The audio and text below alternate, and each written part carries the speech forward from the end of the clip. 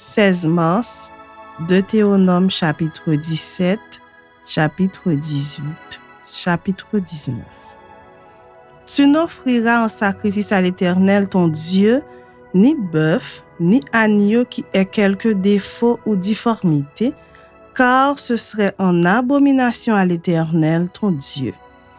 Il se trouvera peut-être au milieu de toi dans l'une des villes que l'Éternel ton Dieu te donne, un homme ou une femme faisant ce qui est mal aux yeux de l'Éternel ton Dieu et transgressant son alliance.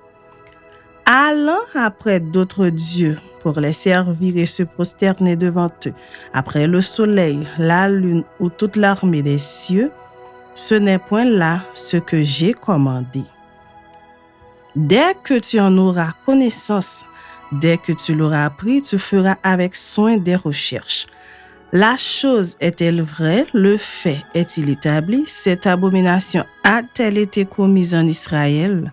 Alors tu feras venir à tes portes l'homme ou la femme qui sera coupable de cette mauvaise action et tu lapideras ou puniras de mort cet homme ou cette femme. Celui qui mérite la mort sera exécuté sur la déposition de 2 ou de 3 témoins. Il ne sera pas mis à mort sur la déposition d'un seul témoin. La main des témoins se lèvera la première sur lui pour le faire mourir et la main de tout le peuple ensuite. Tu ôteras ainsi le mal du milieu de toi. Si une cause relative à un meurtre, à un différend, à une blessure te paraît trop difficile à juger et fournit matière à contestation dans tes portes, tu te lèveras et tu monteras au lieu que l'Éternel, ton Dieu, choisira. Tu iras vers les sacrificateurs, les Lévites et vers celui qui remplira alors les fonctions de juge. Tu les consulteras et ils te feront connaître la sentence. Tu te conformeras à ce qu'ils te diront dans le lieu que choisira l'Éternel et tu auras soin d'agir d'après tout ce qu'ils t'enseigneront. Tu te conformeras à la loi qu'ils t'enseigneront et à la sentence qu'ils auront prononcée. Tu ne te détourneras de ce qu'ils te diront ni à droite ni à gauche. L'homme qui, par orgueil, n'écoutera pas le sacrificateur placé là pour servir l'Éternel, ton Dieu, ou qui n'écoutera pas le juge, cet homme sera puni de mort.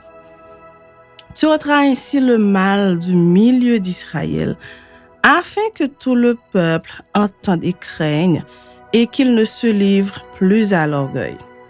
Lorsque tu seras entré dans le pays que l'Éternel, ton Dieu, te donne, lorsque tu le posséderas, que tu y auras établi ta demeure et que tu diras « Je veux mettre un roi sur moi, comme toutes les nations qui m'entourent. » Tu mettras sur toi un roi que choisira l'Éternel, ton Dieu. Tu prendras un roi du milieu de tes frères. Tu ne pourras pas te donner un étranger qui ne soit pas ton frère. Mais qu'il n'ait pas un grand nombre de chevaux et qu'il ne ramène pas le peuple en Égypte pour avoir beaucoup de chevaux. Car l'Éternel vous a dit, vous ne retournerez plus par ce chemin-là. Qu'il n'ait pas un grand nombre de femmes, afin que son cœur ne se détourne point, et qu'il ne fasse pas de grands amas d'argent et d'or. Quand il s'assiera sur le trône de son royaume, il écrira pour lui, dans un livre, une copie de cette loi qu'il prendra auprès des sacrificateurs, les Lévites. Il devra l'avoir avec lui et y lire tous les jours de sa vie, afin qu'il apprenne à craindre l'Éternel, son Dieu, à observer et à mettre en pratique toutes les paroles de cette loi et toutes ses ordonnances. Afin que son cœur ne s'élève point au-dessus de ses frères et qu'il ne se détourne de ses commandements, ni à droite ni à gauche, afin qu'il prolonge ses jours dans son royaume, lui et ses enfants, au milieu d'Israël. Chapitre 18. Les sacrificateurs, les Lévites, la tribu entière de Lévi n'auront ni part ni héritage avec Israël. Ils se nourriront des sacrifices consumés par le feu en l'honneur de l'Éternel et de l'héritage de l'Éternel. Ils n'auront point d'héritage au milieu de leurs frères. L'Éternel sera leur héritage, comme il le leur a dit. Voici quel sera le droit des sacrificateurs sur le peuple, sur ceux qui offriront un sacrifice, un bœuf ou un agneau. On donnera aux sacrificateurs l'épaule, les mâchoires et l'estomac. Tu lui donneras les prémices de ton blé, de ton mou et de ton huile et les prémices de la toison de tes brebis. Car c'est lui que l'Éternel, ton Dieu, a choisi entre toutes les tribus pour qu'il fasse le service au nom de l'Éternel, lui et ses fils à toujours. Lorsque le Lévite quittera l'une de tes portes, le lieu quelconque où il demeure en Israël, pour se rendre selon la plénitude de son désir au lieu que choisira l'Éternel, et qu'il fera le service au nom de l'Éternel ton Dieu, comme tous ses frères les Lévites qui se tiennent là devant l'Éternel, il recevra pour sa nourriture une portion égale à la leur, et jouira en outre des revenus de la vente de son patrimoine. Lorsque tu seras entré dans le pays que l'Éternel, ton Dieu, te donne, tu n'apprendras point à imiter les abominations de ces nations-là. Qu'on ne trouve chez toi personne qui fasse passer son fils ou sa fille par le feu, personne qui exerce le métier de devin, d'astrologue, d'augure, de magicien, d'enchanteur, personne qui consulte ceux qui évoquent les esprits ou disent la bonne aventure, personne qui interroge les morts. Car quiconque fait ces choses est en abomination à l'Éternel, et c'est à cause de ces abominations que l'Éternel, ton Dieu, va chasser ces nations devant toi. Tu seras entièrement à l'Éternel, ton Dieu, car ces nations que tu chasseras écoutent les astrologues et les devins. Mais à toi, l'Éternel, ton Dieu, ne le permets pas. L'Éternel, ton Dieu, te suscitera du milieu de toi, d'entre tes frères, un prophète comme moi, vous l'écouterez. Il répondra ainsi à la demande que tu fis à l'Éternel, ton Dieu, à Horeb, le jour de l'assemblée, quand tu disais « Que je n'entende plus la voix de l'Éternel, mon Dieu, et que je ne vois plus ce grand feu, afin de ne pas mourir. » L'Éternel me dit « Ce qu'ils ont dit est bien. Je leur susciterai du milieu de leurs frères un prophète comme toi. Je mettrai mes paroles dans sa bouche et il leur dira tout ce que je lui commanderai. Et si quelqu'un n'écoute pas mes paroles qu'il dira en mon nom, c'est moi qui lui en demanderai compte. Mais le prophète qui aura l'audace de dire en mon nom une parole que je ne lui aurai point commandé de dire, ou qui parlera au nom d'autres dieux, ce prophète-là sera puni de mort. Peut-être diras-tu dans ton cœur, comment connaîtrons-nous la parole que l'Éternel n'aura point dite?